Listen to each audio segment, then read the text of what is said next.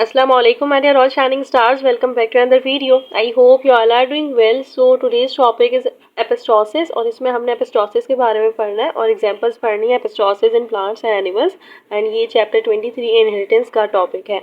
देखें एपिस्टोसिस का मतलब होता है genic interaction and modified ratio.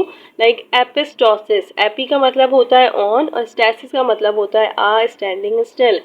वो फिनोमेना जिसमें जीन एल्टर करती है एक्सप्रेशन ऑफ अनदर जीन जो इंडिपेंडेंटली इनहेरिट होता है उसको हम कहते हैं, ये फिनोमेना है एपिस्टोसिस। ठीक है, आपको ये भी पता होना चाहिए कि ये एपिस्टोसिस इन्वॉल्व करते हैं टू पेयर्स ऑफ एलील। इसमें टू पेयर्स ऑफ एलील होती हैं, जीन जो एक्सप्रेस करती है एक्सप्रेशन ऑफ अनदर एलील, उसको हम कहते हैं एपिस्टोसिस। सप्रेस का क्या मतलब होता है? सप्रेस का मतलब होता है किसी चीज़ को दबा देना, सप्रेस कर देना, effect of both dominant and recessive alleles of another gene, इसको हम कहते हैं, ये फिनोमेना है एपिस्टोसिस। एपिस्टोसिस में मैंने आपको बताया है कि इसमें डोमिनेंट एंड रिसेसिव एलील दोनों ही सप्रेस हो जाती हैं, तो ये होता है डोमिनेंट एपिस्टोसिस एंड रिसेसिव एपिस्टोसिस। वो फिनोमेना जिसमें एक जीन एल्टर कर रही है एक्सप्रेशन ऑफ अनदर जीन को। अगर आप एक एग्जांपल लें, आपकी तबीयत ख़राब है तो ऑफ कोर्स आपकी तबीयत ख़राब है तो उसका इफ़ेक्ट बहुत सारी जगहों पे पड़ेगा, आपकी स्टडीज़ मुतासिर होंगी, आप अगर कोई घर में कोई काम कर रहे हैं वो मुतासिर होगा, आपके फ्रेंड्स से आपका सर्कल जो है उससे बात नहीं हो पाएगी, आपके पेरेंट्स भी परेशान होंगे। तो वो जो इफ़ेक्ट पड़ रहा है ना, वो बहुत पूरे सर्कल पे पड़ रहा है। ऐसा नहीं है कि अगर आपकी तबीयत ख़राब हो रही है तो कोई दूसरे की ज़िंदगी में उसका इफेक्ट नहीं पड़ेगा, बहुत ज़्यादा इफेक्ट पड़ेगा, आप कोचिंग नहीं जा पाएंगे, आप स्कूल नहीं जा पाएंगे या आप कॉलेज नहीं जा पाएंगे, तो ये इफेक्ट पड़ रहा है। तो इसको हम कहते हैं एपिस्टोसिस, जो इन्वॉल्व करती है सप्रेस एक्सप्रेशन। इसकी कुछ एग्जांपल्स होती हैं, इससे आपको समझ आ जाएगा। जब मैं आपको इससे भी दिखा देती हूँ कि the gene which interferes and mask the phenotype of the non locus gene is called epistasis. Locus वो पोजीशन होती है जिस पे जीन एलील प्रेजेंट होती है, क्रोमोसोम्स के ऊपर जीन प्रेजेंट होती है और यही जीन है जिसकी वजह से करेक्टर्स इनहेरिट हो रहे होते हैं from generation to generation, from parents to offspring. इसको, ये जो इनहेरिशन है, इसको हम इनहेरिट को कहते हैं, इसको हम कहते हैं कि पास आउट हो रही हैं कुछ जीन्स, कुछ alleles from generation to generation. अब ऑफ कोर्स इसमें एग्जांपल्स होती हैं प्लांट्स में और एनिमल्स में। पहले हम एनिमल्स की एग्जांपल लेंगे। लिब्रेडर एक एक्सेलेंट टाइप ऑफ डॉग है और इसके कोट कलर के बारे में हम बात करेंगे, जो बेस्ट एग्जांपल है एपिस्टोसिस इन मैमल्स। क्या होता है कि अगर हम इन डॉग्स की बात करें तो ये कुछ कलर्स में प्रेजेंट होते हैं और ये कुछ कलर्स कौन से होते हैं? ब्लैक, चॉकलेट एंड येलो, ये तीन कलर्स हैं। ठीक है, these dogs are found in the three colours. अब ये जो कोड कलर इनहेरिटेंस है ना, ये ऑटोसोमल है। हमने ऑटोसोमल सेक्स क्रोमोसोम सबके बारे में बात करी है, सेक्स की वजह से सेक्स इंटरफेयर हम डिस्क्राइब कर रहे होते हैं, जबकि ऑटोसोम्स वो क्रोमोसोम्स होते हैं जो मेल एंड फीमेल दोनों में प्रेजेंट होते हैं और बिल्कुल एग्जैक्टली सेम होते हैं। जैसे ह्यूमंस में 22 पेयर्स और थर्ड पेयर सेक्स क्रोमोसोम का होता है, मेल में एक्स वाई होता है, फीमेल में एक्स एक्स होता है, तो ये ऑटोसोमल है। जीन्स लोकेट कर रही हैं ऑटोसोम्स में, it means it is not related with their sexes. B is for black color, capital B is for black color, small b is for chocolate color, both are located at same gene। ठीक है, same gene पे present है और same ही locus पे present है। But ये जो yellow colour की जीन है, ये जो येलो कलर का डॉग है, इसकी जीन प्रेजेंट है अनदर लोकस पे। इसका ये मतलब है कि इसकी पोजीशन डिफरेंट है। ठीक है, अब ये जो ब्लैक कलर कैपिटल बी है, ये डोमिनेंट है ओवर चॉकलेट स्मॉल बी। हमें पता है, हमने डिनोशन जब करी थी तो हमें पता था कि कैपिटल बी से हम जब किसी चीज़ को डिनोट करते हैं तब जब वो डोमिनेंट हो किसी चीज़ पे, तो ऑफ कोर्स ये कैपिटल बी है, ये डोमिनेंट है ओवर स्मॉल बी। में होमोजाइगस और हेट्रोजाइगस का जिक्र है। अगर चॉकलेट पपी होमोजाइगस है तो इसका मतलब है कि बोथ पेरेंट्स डोनेट कर रहे हैं अपने रिसेसिव एलील। होमोजाइगस डोमिनेंट भी हो सकते हैं, होमोजाइगस रिसेसिव भी हो सकते हैं। यहाँ पे जीनोटाइप स्मॉल बी है, इसका मतलब है कि होमोजाइगस रिसेसिव है। और अगर पपी के पास कैपिटल बी और कैपिटल बी है तो इसका मतलब है कि पेरेंट्स डोनेट कर रहे हैं कैपिटल जीन और इसका मतलब हो सकता है कि ये भी होमोजाइगस डोमिनेंट है। अब कैपिटल बी और स्मॉल बी है तो ऑफ कोर्स कैपिटल बी और स्मॉल बी भी जब भी जीनोटाइप होगा, जीनोटाइप जेनेटिक मेकअप होता है, फेनोटाइप फिजिकल अपीयरेंस होती है। यहाँ पे हम जीनोटाइप की बात कर रहे हैं तो ऑफ कोर्स जीनोटाइप या कैपिटल बी स्मॉल बी है। इसका ये मतलब है कि एक पेरेंट से कैपिटल बी आई है और एक पेरेंट से स्मॉल बी जीन आई है। Will always be black yellow coat colour gene, क्योंकि कैपिटल है और कैपिटल हमेशा अपने आप को डोमिनेट ही करता है, कभी भी रिसेसिव नहीं होगा। अगर दो जीन रिसेसिव है तो इसका मतलब है कि फिर उसका कलर बिल्कुल वही रिसेसिव होगा, लाइक उसका कलर चॉकलेट होगा। बट अगर एक भी जीन डोमिनेट आ चुकी है तो इसका यही मतलब है कि वो जो डॉग का कोट कलर होगा वो कोट कलर डोमिनेंट होगा। डोमिनेंट का मतलब है ब्लैक कोट कलर होगा। अब यहाँ पे देखें, यहाँ पे लिखा हुआ है कि its genotype will be small B small B. यहाँ पे हमने कैपिटल बी और स्मॉल बी का जिक्र देख लिया है। अब हम येलो कोट कलर की बात कर रहे हैं। Yellow coat colour gene locate कर रही है डिफरेंट जीन लोकस में। This gene also have two alleles, capital E and small e। capital E dominant है, small e recessive है, जो प्रोड्यूस कर रही है yellow coat colour. It required two doses of small e। It means homozygous recessive will interfere। like मैं आपको बताऊं कि इंटरफेयर जीन और नॉन इंटरफेयर जीन आखिर होती कैसे हैं। यहाँ पे अगर हम डोमिनेंट एपिस्टोसिस की बात करें, रिसेसिव एपिस्टोसिस की बात करें, तो आप ये देख सकते हैं कि capital B small B capital E small E का जिक्र है।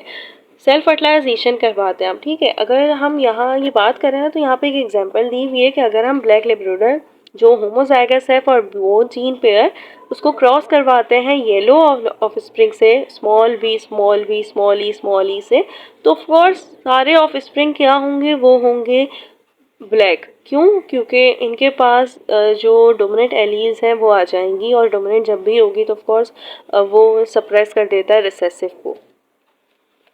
तो यहाँ पे जब हमने क्रॉस करवाया तो ऑफस्प्रिंग के पास जीनोटाइप है capital B capital E small E, ठीक है। देन हम सेल्फ फर्टिलाइज करवाएंगे और हमारे पास ये आ गया चार्ट। अब आप इसमें एक बात नोट करें कि यहाँ पे कैपिटल बी कैपिटल ई ये जीनोटाइप है, ठीक है, ये जीनोटाइप है। अब इसके बाद एक जीनोटाइप हम लें तो ये है जीनोटाइप, ये है येलो लिब्रेडर, जबकि ये है ब्लैक लिब्रेडर। और अगर हम बात करें चॉकलेट की तो चॉकलेट लिब्रेडर की ये है। तो इन सब में क्या फ़र्क है? ये और ये बिल्कुल एग्जैक्टली सेम है, ठीक है। तो इन दोनों में आखिर फ़र्क क्या है? ये तो चॉकलेट है और ये येलो है। तो इसको हम कहते हैं कि कुछ होती हैं इंटरफेयरिंग जीन और कुछ होती हैं नॉन इंटरफेयरिंग जीन। यहाँ पे इनका कोई जिक्र नहीं है, डोमिनेंट होंगे तो यहाँ पे ये ब्लैक हो जाएगी, रिसेसिव होगा तो यहाँ पे ये चॉकलेट हो जाएगा और येलो। इनका जिक्र नहीं है, इंटरफेयरिंग और नॉन इंटरफेयरिंग जीन इसमें है। ये कैपिटल ई और स्मॉल ई, ये जो स्मॉल ई है ना ये इंटरफेयरिंग जीन है। यहाँ पे आप देख सकते हैं, यहाँ पे ये दोनों इंटरफेयर कर रही हैं तो ऑफ कोर्स ये चॉकलेट हो गया, जबकि ये दोनों एग्जैक्टली सेम है। जबकि यहाँ पे दो स्मॉल ई है तो ये येलो हो गया। तो ये इंटरफेयरिंग जीन है, ये नॉन इंटरफेयरिंग है। आपने सिर्फ ये याद रखना है कि कौन इंटरफेयरिंग जीन है, नॉन इंटरफेयरिंग है। कौन सी इंटरफेयरिंग है? इंटरफेयरिंग है ये स्मॉल ई का क्या मतलब है? रिसेसिव। तो ये कौन सी एपिस्टोसिस है? ये है रिसेसिव एपिस्टोसिस। ये बस आपको समझाना था मैंने कि एपिस्टोसिस रिसेसिव और डोमिनेंट कैसे होती है। यहाँ पे हम देख सकते हैं कि 2 डोजेस ऑफ स्मॉल ई चाहिए होती हैं। इसका ये मतलब होता है कि ये होमोजाइगस रिसेसिव है जो इंटरफेयर कर रही है expression of black and chocolate to produce yellow coat colour. इसका ही मतलब है कि coat colour recessive epistatic gene है। However homozygous dominant capital E या heterozygous dominant will not interfere to the puppies will be either black or chocolate according to the parental gene combination। यहाँ पे हम देख सकते हैं कैपिटल बी कैपिटल ई, ठीक है। ये बिल्कुल क्या है? बिल्कुल परफेक्ट है, डोमिनेंट है और ये है ब्लैक। उसके बाद ये भी ब्लैक है, ये भी ब्लैक है, ये भी ब्लैक है, ये भी ब्लैक है, क्योंकि इनमें इन सब में डोमिनेंट ज़रूर आ गई है। कैपिटल ई डोमिनेंट आ गई। स्मॉल ई। अब इन सब में आप देख सकते हैं कि एक में कैपिटल बी है, एक में कैपिटल बी स्मॉल ई है, एक में कैपिटल बी स्मॉल ई है और फिर एक में तो दोनों ही स्मॉल बी हैं। तो ऑफकोर्स इनको तो ब्लैक होना चाहिए था, क्योंकि ये तो ब्लैक की जीनोटाइप था, ये तो जेनेटिक मेकअप किसका था? ये तो ब्लैक का था। तो ऑफ कोर्स जो यहाँ पे इंटरफेयर कर रहा है वो एक अनदर जीन लोकस की बात है, और ये फिनोमेना है जिसमें जीन अल्टर करती है एक्सप्रेशन ऑफ अनदर जीन जो प्रेजेंट है अनदर लोकस पे, डिफरेंट लोकस पे, जो इंडिपेंडेंटली इनहेरिट होता है। इसको हम कहते हैं ये है epistasis marks the effect of other. और 2 पेयर्स ऑफ एलील इसमें प्रेजेंट है, जीन कर रही है suppress expression of another gene. Example है डोमिनेंट एपिस्टोसिस की, और ये कलर पिगमेंट ट्रेट है फॉक्स ग्लव पेटल्स में। ये एक प्लांट है जिसके कलर पेटल्स के बारे में हमने पढ़ना है। ये डिटरमाइंड हुई थी बाय द 3 जीन्स, और साइंटिस्ट बैटसन थे जिन्होंने कॉइन करी थी इस टर्म को, एपिस्टोसिस को। अब इसमें बताया हुआ है कि कौन सी जो एलील है वो डोमिनेंट है या रिसेसिव है, या उसका क्या इम्पैक्ट है। ठीक है, तो ये आपने याद रखना है, इसको आप ऐसे याद रख सकते हैं। यहाँ पे ये दिया हुआ है, अगर कैपिटल एम होगा या कैपिटल एम किसी कहीं भी हो तो वो फिर पर्पल कलर होगा पेटल का। ये कैपिटल डी और कैपिटल डी जहाँ भी होगा वो इन्हेंसर होगा पर्पल का। या स्मॉल डी है तो वो लाइट होगा क्योंकि वो नो इन्हेंसर है, रिसेसिव है। स्मॉल डब्ल्यू की बात करें तो ये यूनिफॉर्म कलर है, नो स्पॉट, और ये भी of course another gene locus पे प्रेजेंट होता है। इसकी पोजीशन डिफरेंट होती है, यहाँ पे ये स्पॉट्स हैं कैपिटल डब्ल्यू से। और स्मॉल एम का मतलब है कि वाइट है, नो पिगमेंट है, तो ये ज़रूर याद रख लीजिएगा। अब यहाँ पे बताया हुआ है कैपिटल एम है जो एक्सप्रेस करता है to synthesise an enzyme to develop एथ्रोकाइनिन, जो एक पिगमेंट है, एक्सप्रेस करता है पर्पल पिगमेंट को। Small M produce no pigment. Capital D enhancer है एथ्रोकाइनिन का। Due to this gene expression more एथ्रोकाइनिन प्रोड्यूस होते हैं और पेटल फिर ज़्यादा डार्क हो जाती हैं, जबकि स्मॉल डी रिसेसिव है, इसका कोई भी इम्पैक्ट नहीं होता, ये एनहेंस नहीं करता है एथ्रोकाइनिन को। ठीक है, अच्छा ये डोमिनेंट है, डोमिनेंट का ये मतलब है, यहाँ पे पहले तो ये याद रखें कि इसका ये जो जीनोटाइप है ये स्मॉल डब्ल्यू होगा, गलती है, जीनोटाइप डोमिनेंट है, इसका ये मतलब है रिसेसिव और इंटरफेरिंग की बात कर लेते हैं। तो यहाँ पे आप देख सकते हैं कि वाइट स्पॉट की बात कर रहे हैं, वाइट स्पॉट यहाँ पे 3 हैं जो डार्क रेड है, 3 है सिर्फ डार्क रेड, और लाइट रेड है 1। इसका ये मतलब है कि इसका जो रेशो है वो 12:3:1 है। लेकिन आप देख सकते हैं ये 12 में 3 जगहों पे डिफरेंट है। ये जो कैपिटल डी है, कैपिटल डी आ रहा है, इसका क्या मतलब है, कैपिटल डी का मतलब है डोमिनेंट आ गया। कैपिटल डी, स्मॉल डी और स्मॉल डी, इसका मतलब है कि 9:3:1 ये है। लेकिन हम लोग 12 क्यों लिख रहे हैं, हम 12 इसलिए लिख रहे हैं क्योंकि इसमें ये जो इंटरफेरेंस है या नॉन इंटरफेरेंस है इसकी हम बाद में बात करेंगे। यहाँ पे हम 12 रेशो इसलिए लिख रहे हैं क्योंकि सब ही एक ही तरीके के हैं। अगर आप कैपिटल डी की बात करें या स्मॉल डी की बात करें, वाइट स्पॉट ही है, दैट्स वाई हम ये 12:3:1 करके लिखते हैं। अब डाई हाइब्रिड क्रॉस का तो आपको पता होगा ना कि डाई हाइब्रिड क्रॉस क्या होता है, हाइब्रिड रेशो क्या होता है। वैसे हम पढ़ चुके हैं मोनो हाइब्रिड हाइब्रिड के बारे में कि हम यहाँ पे क्रॉस करवा रहे हैं बिटवीन 2 इंडिविजुअल जो डिफर कर रहे हैं 2 ट्रेड्स में। तो ये जो डिफरेंस है, डिफरेंशिएशन है बिटवीन 2 ट्रेड्स, इसको हम कहते हैं डाई हाइब्रिड क्रॉस। और यहाँ पे लिखा हुआ है कि 2 traits are heterozygous in both parents, they produce offspring with the phenotype ratio of 9:3:1। जबकि आगे जाके अगर हम in case of fox plant की बात करें तो ऑफकोर्स ये एग्जैक्टली सेम है, जीनोटाइप डिफरेंट है but physical appearance exactly same है। तो हम लोग यहाँ लिखते हैं 12:3:1।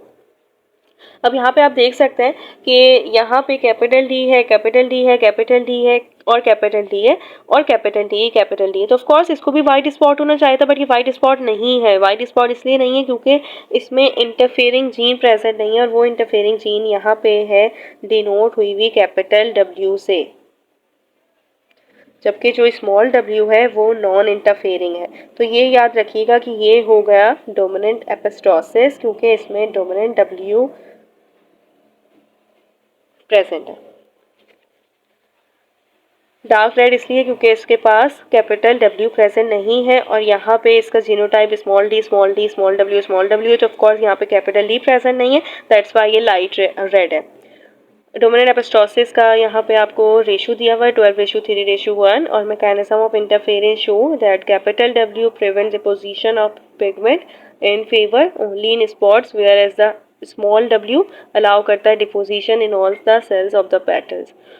कैपिटल डी की बात करें तो ये अलाउ करता है to synthesise large number of anthocyanin, और जहाँ जहाँ ही कैपिटल डी प्रेजेंट होगा उतना ज़्यादा ही पिगमेंट ज़्यादा कलर में प्रेजेंट होगा, जबकि जो स्मॉल डी है वो सिंथेसाइज करता है लिटिल अमाउंट ऑफ एंथ्रोकाइनिन, और एंथ्रोकाइनिन एक पिगमेंट है जो पेटल्स को डार्क करता जाता है। जितना ज़्यादा ये पिगमेंट होगा उतने ज़्यादा पेटल्स डार्क होंगे। तो ये है एपिस्टोसिस जो मास्क कर देती है, सप्रेस कर देती है effect of both dominant and recessive allies of another gene.